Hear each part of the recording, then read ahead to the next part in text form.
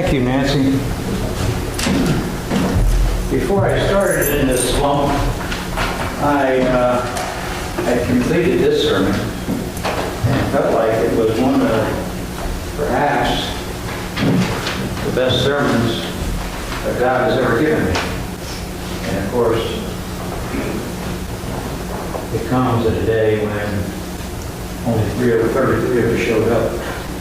So, I guess I ought to laugh at this and continue. A couple of weeks ago, I told you that love and holiness have got to be the foundation upon which we build all of our other virtues. And the author of the book that we're reading, that we're going over, decided that he would make love being the first chapter in this last section. And that's what we're going to talk about. The problem with the word love is that very, very often we forget its original meaning. Its original meaning is lost to us. It happens today, and it happened way back in the first century. We'll talk more about that in a minute. But I think today what happens is it's mostly associated with the word passion. And passion itself is a beautiful word, or can be a beautiful word. But the problem with passion, like love, is that it has so many definitions. And it can be distorted in so many ways. And if you're having a hard time keeping up with that, let me use an example that you may remember back from junior high school or high school or sometime back in there. Remember the experiment that you did in school in communications class where the teacher would whisper a sentence in somebody's ear and tell that person to whisper it into the next person's ear, and on and on and on until the whole class heard the sentence. And then the last student was supposed to stand up and repeat the sentence. And inevitably, when he repeated or she repeated that last sentence, or the sentence, it came out with an entirely different meaning. Perhaps it even came out with entirely different words. But it was inevitable. It happened every single time. And it was to teach us back then, and something that we forget now very often, I'm afraid, it was to teach us that every time we hear or we perceive something, it's going to be different than the person next to us. Now, quite simply, all of you hear what I'm saying right now a little bit differently, but it's a subtle difference. The problem is it's compounded when it goes from you to somebody else, to somebody else, to somebody else. If you were to take something that I touch your heart with today and repeat that to a friend, and that friend repeats that to a friend, 3 or 4 friends down the road, I might as well not even say what I said because it's entirely different. That's the way our minds work. We all perceive things differently, even though it's subtle to begin with. Eventually, it's distorted completely. And that is why you hear in the Bible several times that this church or that church, they lost their first love. That's the way it happens. That's the way it happens for us. That's the way it happens for us individuals and as a community. We lose that first love because it becomes distorted. So many perceptions, so many interpretations, so many definitions. And we all have a different idea of it. Like I say, this isn't a new concept. Paul realized this. Paul, I believe, had heavenly wisdom. So Paul realized this when he wrote the church in Corinth. I think he believed that the church in Corinth had lost its first love. It's not the last time in the Bible you hear those words. You'll remember in Revelations, Jesus, to one of the 7 churches, accused them of losing their first love. How is that even possible? Possible because we forget the core meaning or the theological meaning or God's meaning of what love is, and we replace it with our own meaning, and that's a huge problem. That's what Jesus was talking about to that church. That's what Paul's talking about to the church in Corinth. You've lost your first love. You've lost the first meaning. So then he proceeds to tell them what love is and isn't, in as simple as words as he can. Now, I will show you up here. That's the word that's being distorted. I will show you up here what he says. 1 Corinthians 13, 4 through 7. Love is patient and kind. Love is not jealous or boastful or proud or rude. It does not demand its own way. It is not irritable, and it keeps no record of being wrong. It does not rejoice about injustice, but rejoices whenever truth wins out. Love never gives up, never loses faith, is always hopeful, and endures through every circumstance. Now, my bet is that as I read that, you didn't stop and you didn't think, you didn't nitpick, you didn't pull out the different things that love is and isn't. By the time I finished all that, basically what you said to yourself was, oh, that's really pretty. Indeed, it is pretty.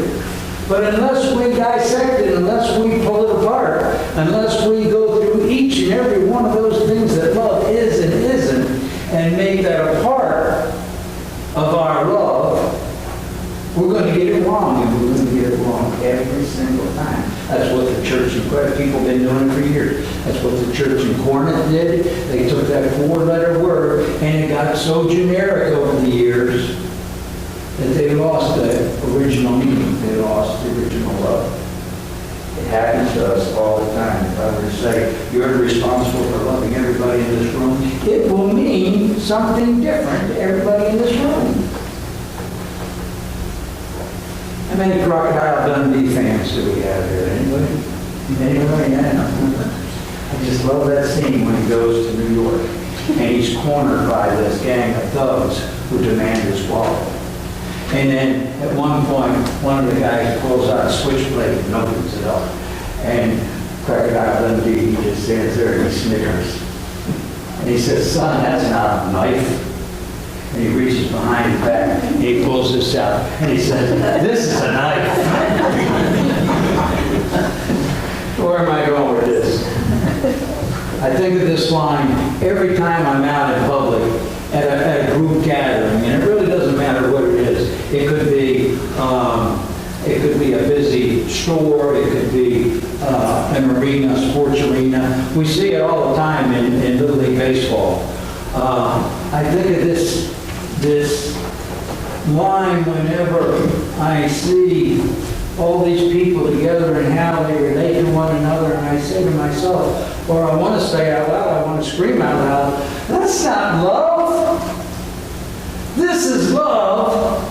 And then show them what love is. You ever go to a Little League baseball game sometime and tell me I'm not telling you the truth?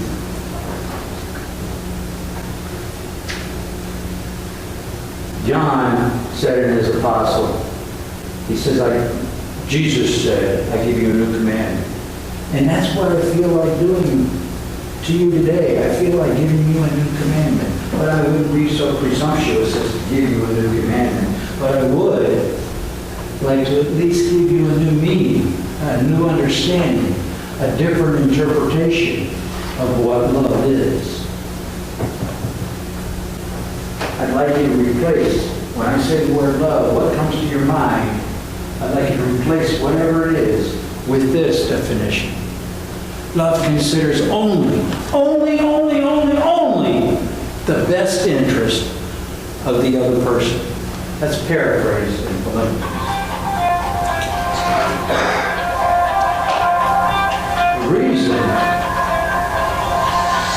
The reason we get love wrong so many times is because we as human beings have this terrible, terrible tendency to judge other people. I don't know if we do that to see if they're worthy of our consideration of love. No, we do it time in and time out. And it all starts with us seeing somebody or hearing somebody say something or seeing somebody do something. or somebody telling us that somebody did something or somebody said something. And it doesn't make any difference how little that little snippet of information is. It doesn't make any difference how few the details are. Our minds will make up all the other circumstances to complete the story for ourselves. Our minds do this so subconsciously and consciously, it's pathetic.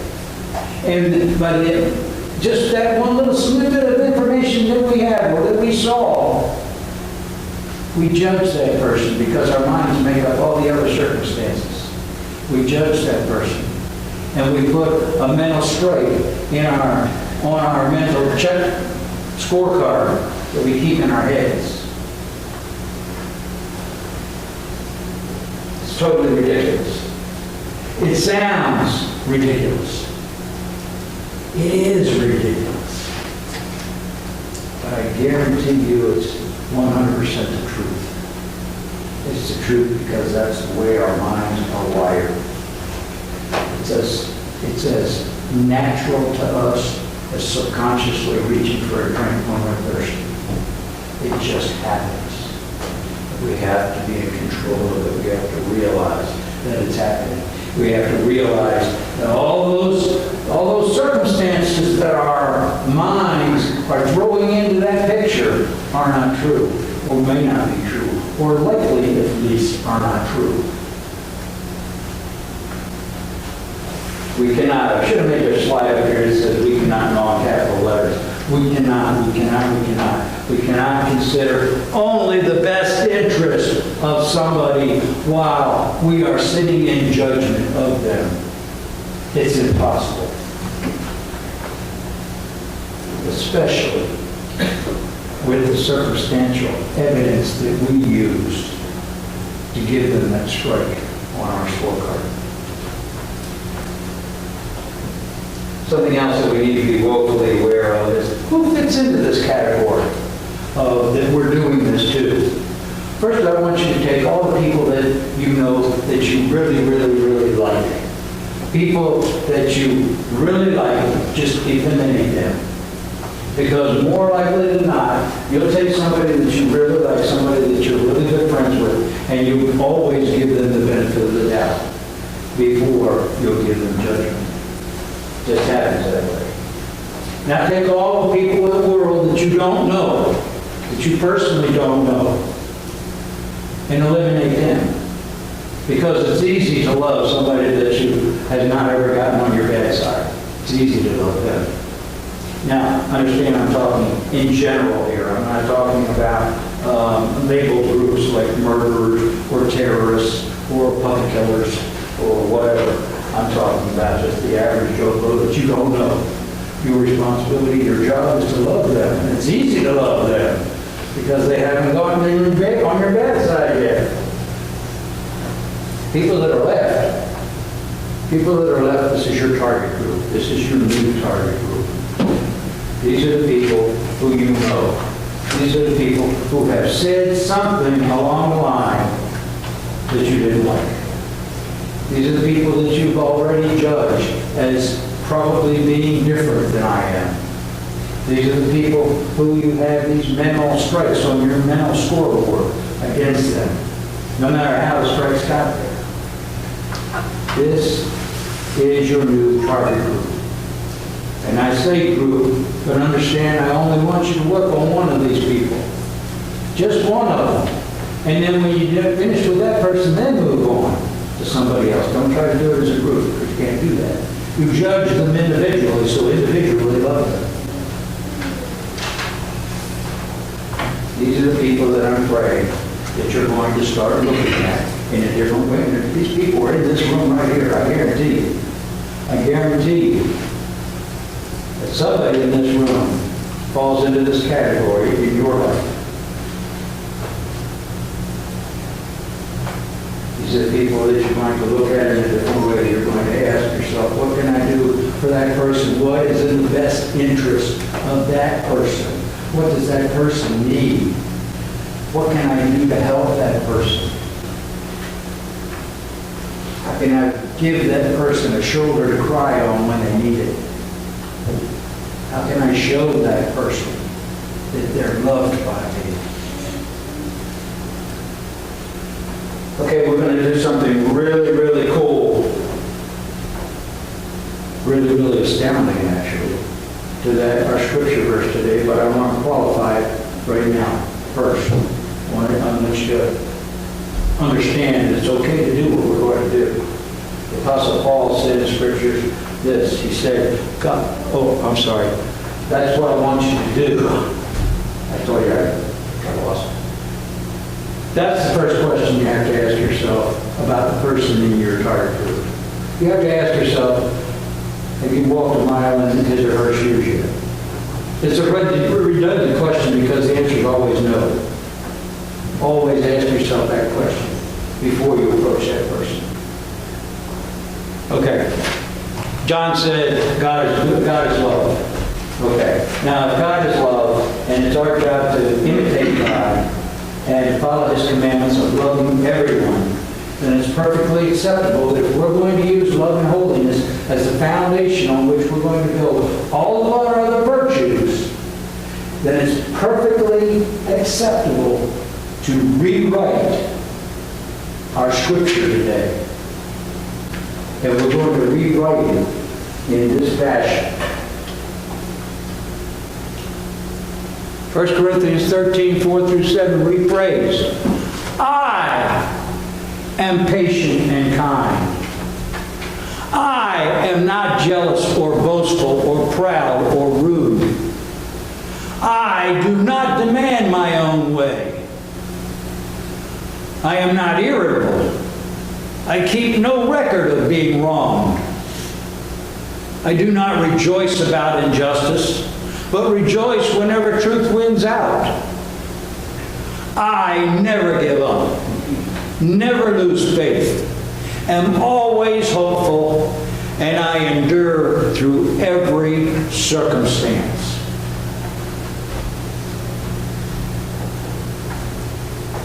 I want you to dissect that. I want you to make that you.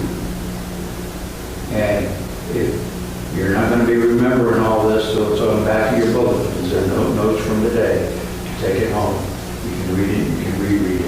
And I would suggest you dissect it. Because I'm going to leave you with just two questions today. The first is, do you think that you can reach that bar in your personal life?